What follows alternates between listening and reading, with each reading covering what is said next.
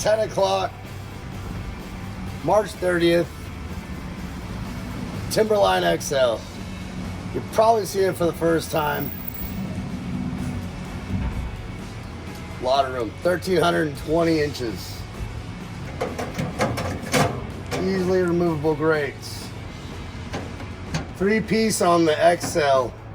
The new Timberline, which is called the large, will have 2-piece. Completely different, redesigned, everything top to bottom, left to right that you're seeing here. Touchscreen display.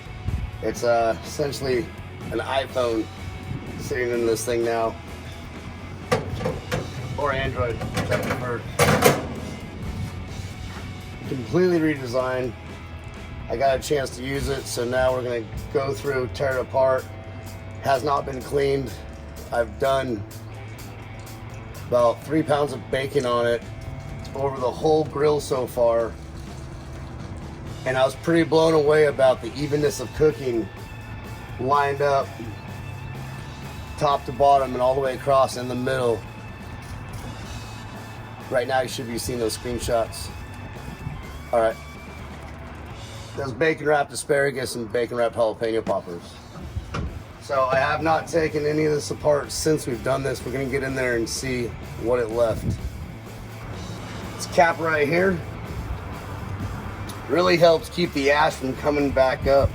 This new design has a fan actually underneath the burn pot that's actually blowing majority of the ash into a funnel coming down into your new grease catch system, which we'll get into here in a moment. So you're actually gonna end up with very little ash in this section, and so far from what I've seen, nothing above that. So we're gonna get in here and actually see every bit of it. And this is all stainless now. This is your new drip pan. Cleaning this, it should be a breeze. It is stainless. So a quick wipe down on this. Every time you do anything pretty disastrous, if you're just doing tribe tips and such like that, I wouldn't really be too concerned with it for a while. You can get a good look at it now. Again, there's no drip liners anymore you have to worry about or buy. This will be your new heat deflector. Whereas on the old Timberlines, they had the Traegers, they had the crossover, the burn pot. This is that piece. And these holes are very engineered, a lot of testing to know exactly where to place how many holes. And so the smaller Timberline large will have a different set of hole structure because it's smaller and air will flow differently. So this is the part when you have this thing going, the fans are underneath here and it's blowing through here, and when the ash drops down into here, it's blowing it into the bucket that's down here.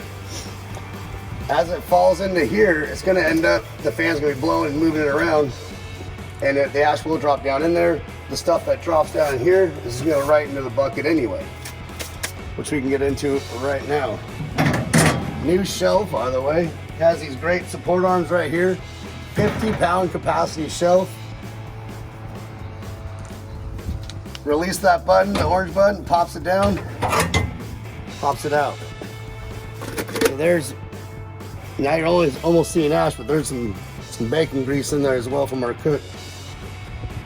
So clean out is tremendously easier now. They say the bucket will go through 3 big briskets worth of, or 30 pounds worth of brisket fat. Your pellet feed system now is above the burn pot, above the fire. So burn back, smoke came out of the hopper, just can't happen anymore. You're not going to get that heat inside the tube burning the pellet and pushing the smoke back because of positive pressure. It's a thing of the past with these guys. In total, from the seasoning to the cook to the point where I turned it off, this thing ran for about 6 hours, I'd say 5.5 to 6 hours straight. And so this is the result of what we get. We come down to here, we got more cutting board and storage racks.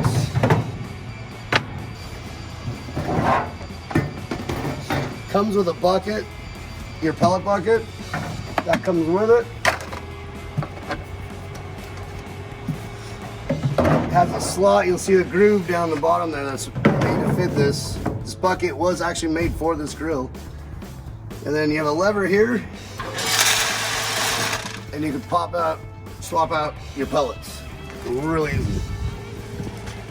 No more mess behind the grill. A new style magnetic cutting board comes with it as well. Very strong. The magnet's now on the bottom. We're imagining this allows so it's not layered and it doesn't split quite as easy. Everything requires maintenance, especially cutting boards. Right, here's your new pellet sensor. Now inside, this actually has a sensor. Oh, I'm sorry, here's your antenna as well. New long range antenna, up high. Range is going to be much better. This has a couple more sensors on it than in the past. This has a sensor on it that tells the grill that the door is open, which activates a new light. This light points inside the grill, covering about 90% of the grill. What that also does is when the door's open, instead of waiting for a temperature drop like the 1300 and the 850 and any of the new D2 grills to activate turbo temp, this senses the door is open right away and starts the turbo temp process right then. So regaining temperatures and keeping up temperatures will maintain much more reactive, much quicker. The other sensor that this has is actually like a photo eye that can sense if there's no fire going, and if it senses a blackout and no fire, it'll restart the hot rod and get the igniter going, or the hot rod going and the auger motor going to get a fire established in there. Say enough about the evenness of cooking throughout. I was very surprised and honestly a little skeptical to begin with. I'm used to the downdraft, the downdraft that the older grills had with the ports at the bottom here, exhausting out the top. I was a little suspicious seeing it, how the setup was. I'm not an engineer though, obviously, so it proved me wrong because it worked phenomenally. I couldn't get over the bacon top to bottom everywhere was identical after an hour and 20 minutes of cooking. So very impressed, very excited about it, and I can't wait to just do a lot of grilling on this. So we're gonna see you in the future doing a lot more. Hopefully you swing by, take a look at it. If you have any additional questions, obviously, we'll get into the controller in a next video. It's its own little video clip. So there's a lot going on inside there. So stick around. We'll get into that on the next one. Thank you.